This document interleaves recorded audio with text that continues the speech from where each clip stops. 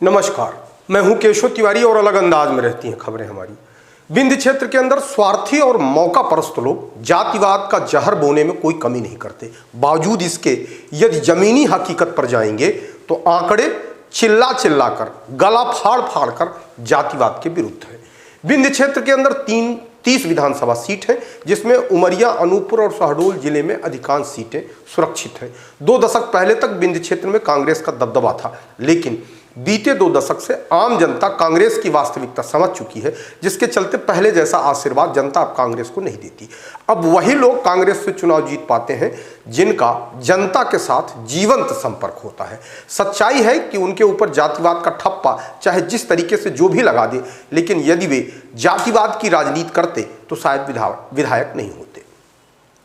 विंध्य क्षेत्र की 30 सीटों पर भारतीय जनता पार्टी से 5 विधायक ठाकुर समाज से हैं, लेकिन भारतीय जनता पार्टी ने एक भी ठाकुर को विंध्य क्षेत्र से मध्य प्रदेश के मंत्रिमंडल में मंत्री बनाना उचित नहीं समझा। बेशक मध्य प्रदेश के मंत्रिमंडल में विंध्य क्षेत्र को पर्याप्त महत्व दिया गया है, लेकिन ठाकुर समाज से किसी भी विधायक को मंत्री नहीं बनाया। रीवा जिले से राजेंद्र शुक्ला को उप मुख्यमंत्री बनाकर क्षेत्रीय संतुलन साधा गया है। वहीं सिंगरौली जिले से राधा सिंह को मंत्री बना दिया गया। शहडोल संभाग से दिलीप जायसवाल को मंत्री बनाकर शहडोल संभाग का संतुलन बनाया गया है। इसके अलावा सतना जिले से प्रतिमा बागरी को राज्य मंत्री बनाकर करीब करीब रीवा और शहडोल संभाग को पर्याप्त प्रतिनिधित्व देने की कोशिश की गई है। ब्राह्मण समुदाय से राजेंद्र शुक्ला को लिया गया है, तो पिछड़ा वर्ग से दिलीप जायसवाल को मंत्री बनाया गया है। इसके अलावा 2 महिलाएं भी मंत्री बनाई गई हैं, जो सुरक्षित सीट से चुनाव जीतकर आई हैं। विंध्य क्षेत्र से 4 मंत्री बनाए गए हैं, जिसमें दिलीप जायसवाल, प्रतिमा बागरी और राधा सिंह पहली बार मंत्री बनाए गए हैं। विंध्य क्षेत्र के तमाम ठाकुर संप्रदाय के लोग इस बात की नाराजगी गाहे बगाहे चुपचाप उचित मंच पर करते रहते हैं। अब सवाल जो उठना है कि आखिरकार भारतीय जनता पार्टी का प्रदेश नेतृत्व ठाकुरों से क्यों नाराज है। लोकसभा चुनाव के दौरान जिस तरीके से नागौद विधायक नागेंद्र सिंह की नाराजगी आम जनता के बीच में सार्वजनिक तौर पर आई, उसे देखते हुए यह कहा जा सकता है कि कई मुद्दे जब इकट्ठा हो जाते हैं तो सब्र का बांध टूट जाता है, और जब सब्र का बांध टूट जाता है तो विरोध के स्वर इसी तरीके से तेजी के साथ प्रस्फुटित होते हैं।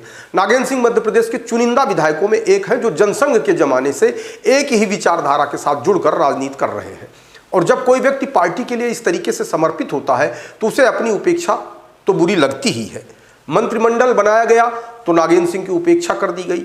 जब भारतीय जनता पार्टी के जिला अध्यक्ष ने भारतीय जनता पार्टी की जिला कार्यकारिणी घोषित की, उसमें भी नागौद के विधायक नागेंद्र सिंह की उपेक्षा की गई।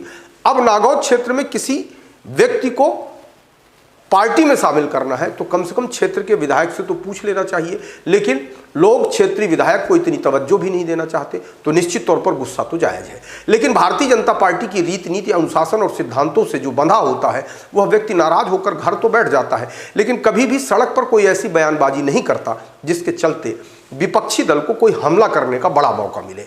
भारतीय जनता पार्टी जिस तरीके से नए नए नियम, नए नए सिद्धांत बना रही है, उसके चलते कई वरिष्ठ नेताओं की उपेक्षा तो साफ तौर पर देखी जा रही है। सतना जिले से ही चित्रकूट विधानसभा के विधायक सुरेंद्र सिंह गहरवार भी चित्रकूट विधानसभा से दूसरी बार निर्वाचित हुए हैं। भारतीय जनता पार्टी का खाता भी सुरेंद्र सिंह ने ही चित्रकूट में खोला था। भारतीय जनता पार्टी ने तमाम प्रयोग किए, लेकिन सुरेंद्र सिंह गहरवार के अलावा आज तक चित्रकूट विधानसभा से भारतीय जनता पार्टी का कोई भी प्रत्याशी नहीं जीत पाया। पहली बार भी सुरेंद्र सिंह गहरवार ही जीते थे और दूसरी बार भी सुरेंद्र सिंह गहरवार ही जीते हैं। चित्रकूट भगवान राम की कर्मस्थली है। भारतीय जनता पार्टी की तमाम राजनीति भगवान राम के इर्द गिर्द ही नाचती है। भगवान राम के सहारे ही भारतीय जनता पार्टी 2 सीट से लेकर आज स्पष्ट बहुमत तक पहुंच गई है, लेकिन राम की कर्मस्थली से निर्वाचित होने वाले विधायक को मंत्री नहीं बनाती।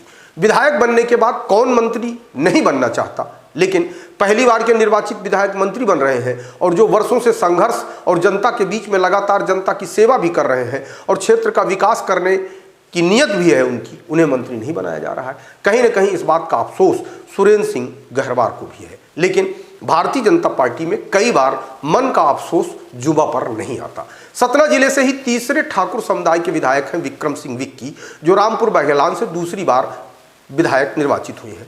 मंत्रिमंडल के जब गठन की बात चल रही थी तो विक्की सिंह भी मंत्री बनाए जाएंगे ऐसी चर्चा थी, लेकिन उनका नाम अंतिम समय में क्यों काट दिया गया यह भी समझ से परे है। रामपुर बाघलान के विधायक विक्रम सिंह विक्की तीसरी पीढ़ी में विधायक है। विक्की सिंह के बाबा गोविंद नारायण सिंह संवित सरकार में मध्य प्रदेश के मुख्यमंत्री थे।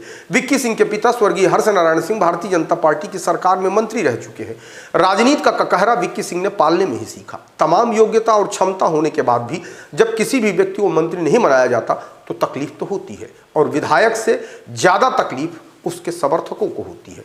भारतीय जनता पार्टी की संस्कृति है कि कोई विधायक खुले तौर पर इस तरीके का विरोध नहीं करता, लेकिन अंदर ही अंदर चीजें कसकती तो जरूर है। इतना ही नहीं, सतना जिले के अलावा पड़ोसी जिले रीवा से भी 2 ठाकुर समुदाय के विधायक निर्वाचित हुए। गुड़ क्षेत्र से नागेंद्र सिंह एक बार पुनः विधायक निर्वाचित हुए।